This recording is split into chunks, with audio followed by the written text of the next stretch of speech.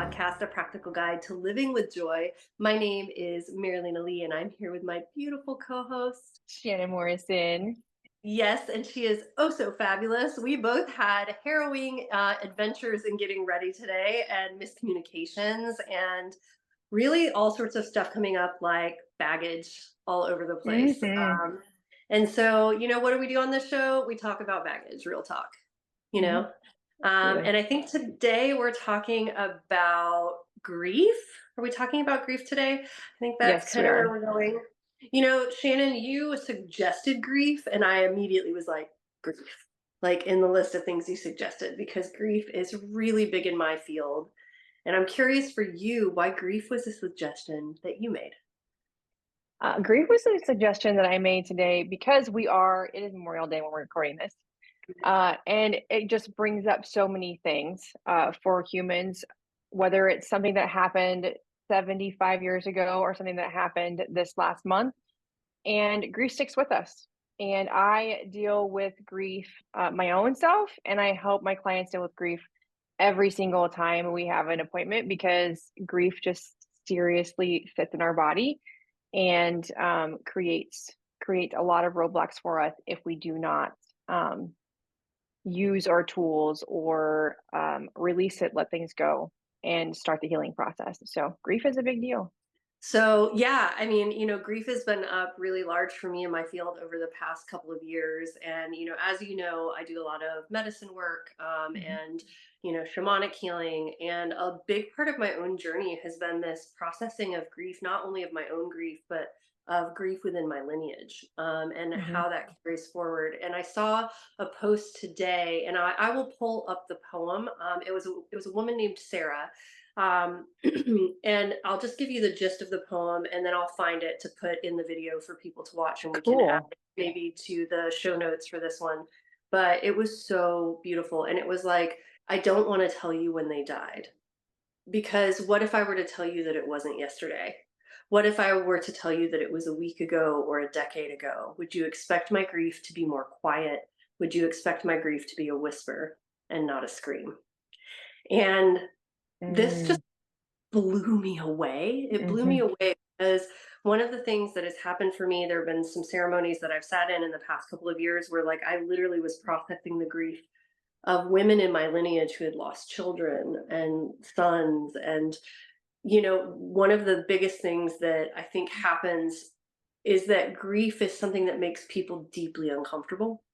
Mhm. And so very often we feel like our grief is too large to be held. It's too large to be fully expressed because people want us to be they want us to be quiet in our grief. They want it to be less intense. They want it to be less loud and less brutal. Mhm. And really, grief is not something that is a problem that needs to be tucked away or swept away, but grief is something that needs to be held as sacred and to be fully felt in the fullness of its entirety. And I don't know about you, but I feel like there is so much grief through every stage of specifically womanhood that I can speak to, that I feel just like deeply, deeply woven into like the lineage, like wounds that are there for me. Oh, absolutely, absolutely. And I think that so as far back as like 7, I think I've had this book for probably 7 years, and it's called Feelings um, Buried Alive Never Die by Carol Truman. And it Wow. goes through all of the stages of life. And it's a hard read if you have experienced some things in your life because you're like, oh, this is where this come from. But it also gives you tools and expresses like it's okay to feel the feels. And I think that's what your and I's conversation will be bringing up, right? It's okay to feel the feels. But the feelings buried alive, like if you cannot express them and cannot in your own way, because I'll side note, I feel like we think that grief gets to be an instant, we're over it. It's never going to come up again. And whether it's a Facebook memory that post that pops up today because we do that so we can remember things, we also do that, and then maybe those people are no longer here, and then it creates this grieving moment. But things are going to come up. Whether it's been 3 weeks or 70 years, things are going to come up because you're going to see a person, you're going to smell a smell, you're going to this is what I do with jam and the lineage, right? You go back into your lineage and you're like, grandma's house smelled like this because it was peppermint candies, or she baked a fresh apple pie. And I was walking through France and on this amazing vacation with my beautiful friends. And all of a sudden I just started crying and I had no idea why. Well, you walked by this pastry shop and it smelled like grandma's house, and you just got into this whole thing, right? Grief is and can be absolutely a beautiful transition of where we are right now in this, and it can be a dark place, but when we can come out and be so grateful for experiencing it and getting through it, just like anything, I feel like grief is like the bucket of something that's going to allow us to evolve and to grow and to help others above us heal, and then our own self learn. It's a really big learning experience for me. My experience of grief and going through um, different places in my life, even in the leadership program that I did 3 years ago, almost now, which is crazy. We went through a lot of grief things. Like we basically it was just we had all these it was breakthrough after breakthrough after breakthrough of what I call like things and people and places and things that happened in my life, but it was all grief. All of it was grief. We cried it out, we shouted it out, we screamed it out, we drew it, we did all of these things to heal it because it's grief. I think that so many things, whether it be a trauma, domestic violence, a car accident, a divorce, uh bad conversation with a friend that added that that you no longer speak to anymore, a job loss, it's still grief. Anger is, can come from other things. Sadness can come from other things. Um, and I think it's just deep rooted, and it's not adjust. It gets to be talked about, but grief is deep rooted in families and lineages. It's passed down. It's passed down. I'm experiencing it with my own family and just the things that are being brought up. I'm like, holy cow. Like, I get it. I get it. Yeah. It's so interesting to me. I love how you're like, it gets to be felt and it gets to be expressed and it gets to be voiced. And like literally my drum, I don't know if you could hear it. She like adjusted, like she popped. Mm. And I think that, grief for me is one of those things that allows us to, that mourning process is what Mhm. allows us to let go of what we once felt was for us. Right.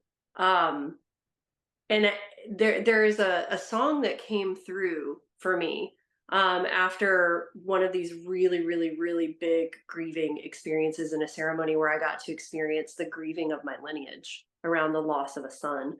And that's happened like several times within my lineage. And we lost my brother to a drug overdose at 21, and my grieving process for that was so large, and it made so many people uncomfortable, and it was literally like losing a part of my soul. And what came through in the poetry of that song was like, I buried the last remnants of our story today. you know Mhm. I buried all the things that we couldn't be, all the things that we couldn't have.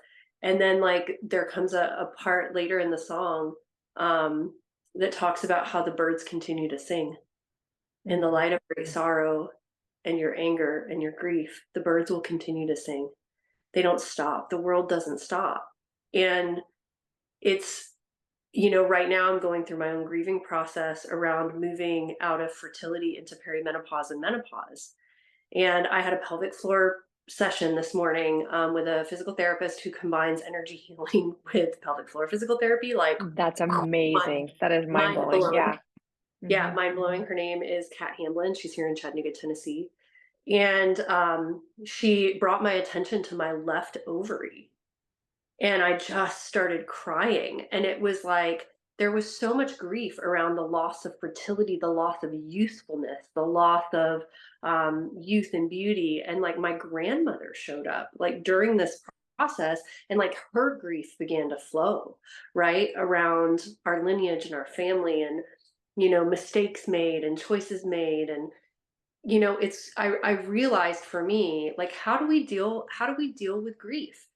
So many of us, like, if we're talking about a practical guide for living your Mhm, life with joy, I feel like for me in mhm, my own journey, part of how I've learned to live with more joy is actually to feel this grief in the fullness of its nature. There was a ceremony where I processed my mother's grief and her feelings of separation around losing my brother and it being too big to hold. And like, what I experienced in this ceremony was like truly being in the shoes of somebody who's gone through something like that, whose grief is so big that they feel like they have to withdraw from the tribe, they have to withdraw from the community, they need to go hide their grief away. It's a shameful thing, they should just get over it already.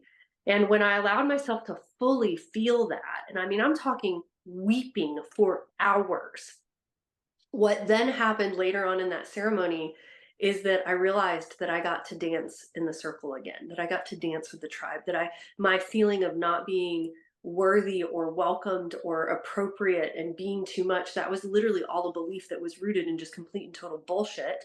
And none of it was mhm. real.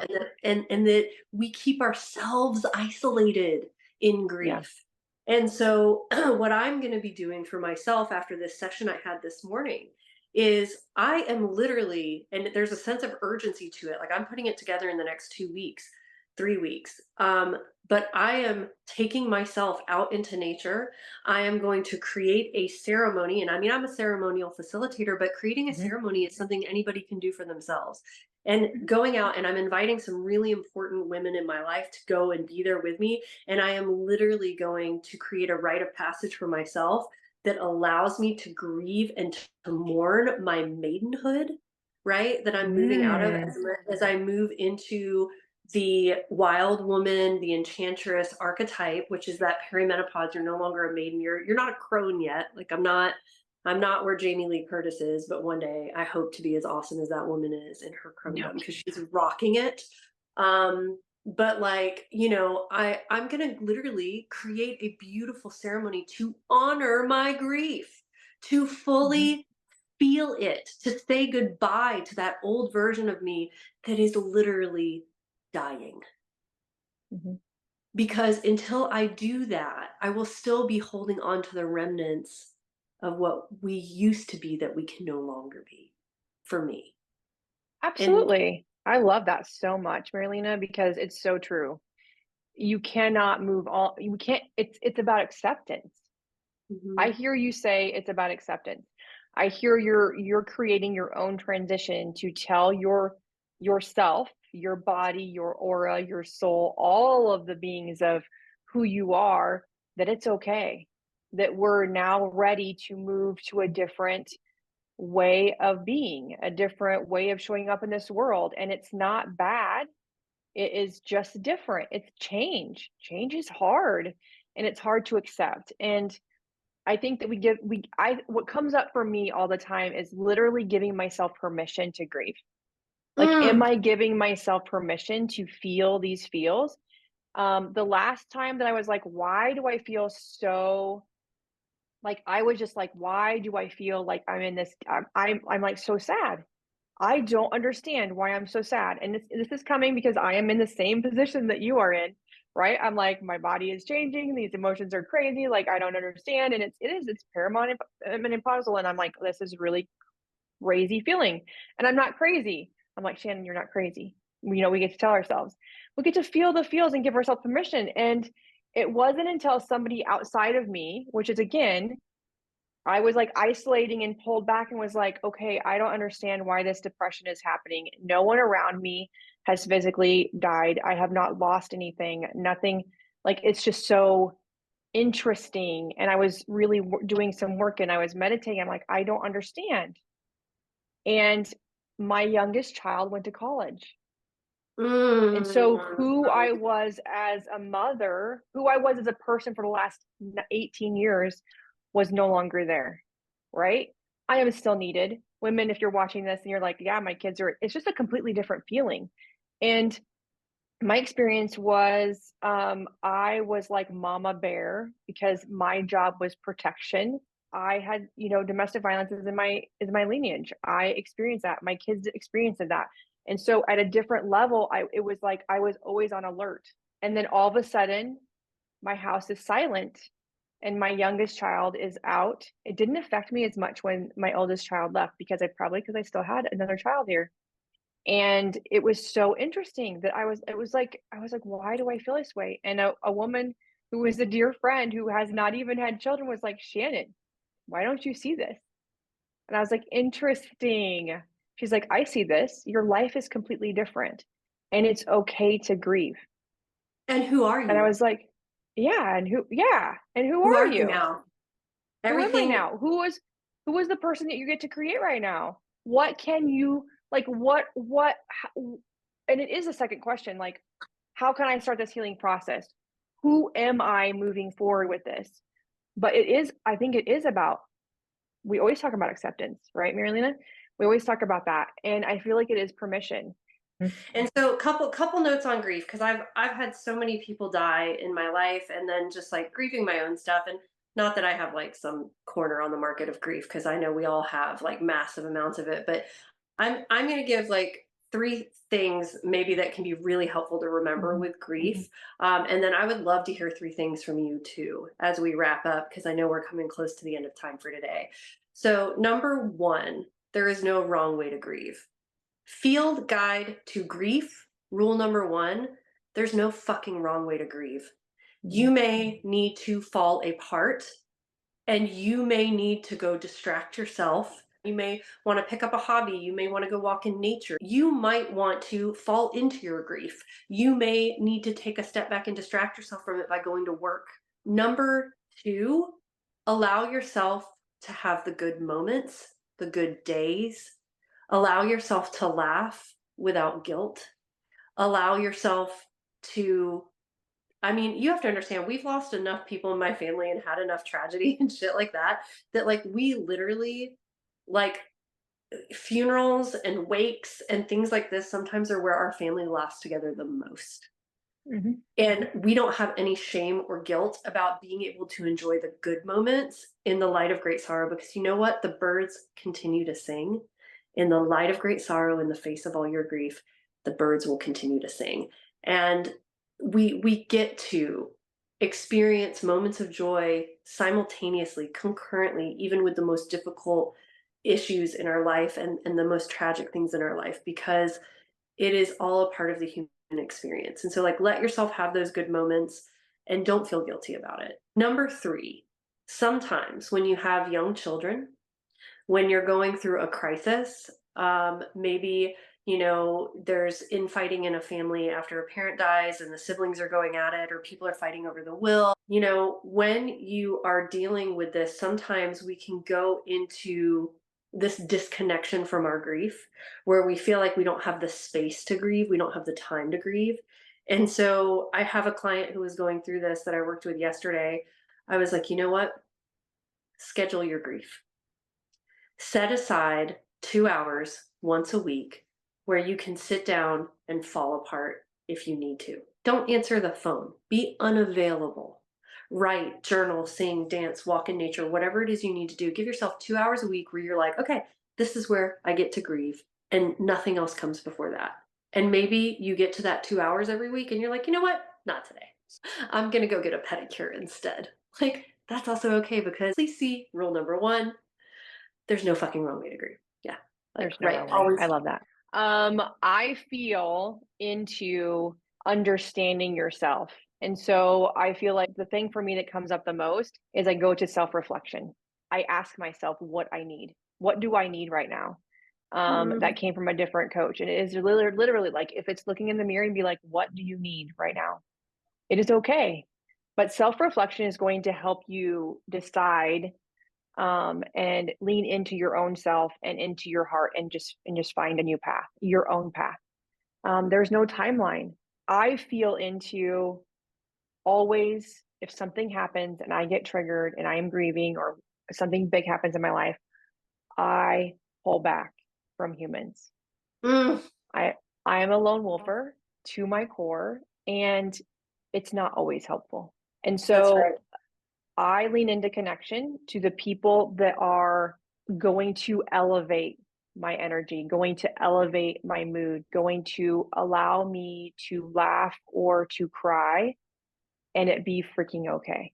Like people that are going to hold space for whatever I need in that moment.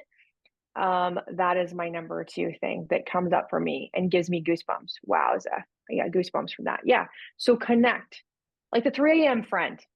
That's what you get to find is that 3 a.m. friend to hold space for you when you're in need. And then the third thing that I get to say or that comes up for me is if you are a holistic human and you have oils at home, find one that you love and are resonating with the smell of and use it until you don't need it anymore.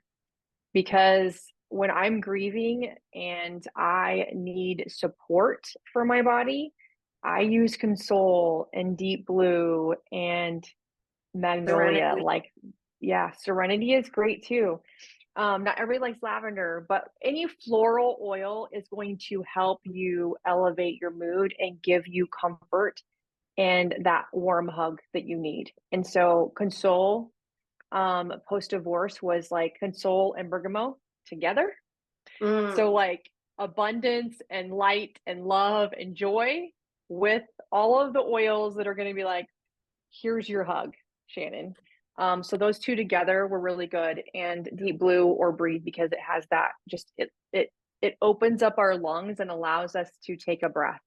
And sometimes grief is so hard that you simply get to take a breath, and those oils will help you just take a damn breath. So those are my three things of a Uh, practical guide through grief. I love this conversation. Me too. It gets to be had, and it is real talk. And I love this conversation with you today, Marilena. And Always. um, I'm sure Grief we'll get is so comment below. Let us know what you're feeling. Let us know what you picked or choose to do to lean into today after you watch this episode. If you like it, subscribe, like, find us on Instagram, find us. We are on Facebook too. So subscribe, yes. like, and share if you like this episode. Yes, please do share it with a friend. And I really want to know, follow-up question to the comments. I really want to know what aspect of grief is the hardest for you. So please tell us. We want to know so that we can help. So with that, toodles. We'll see you next time. See you next Or episode.